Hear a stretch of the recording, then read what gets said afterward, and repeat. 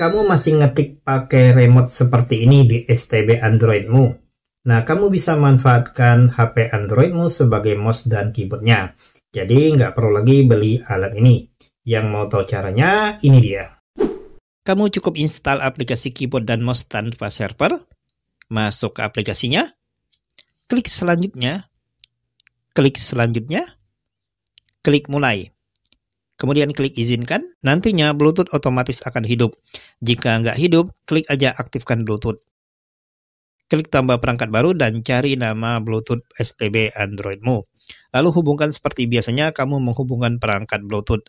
Nggak perlu tutorial, tinggal hubungkan aja.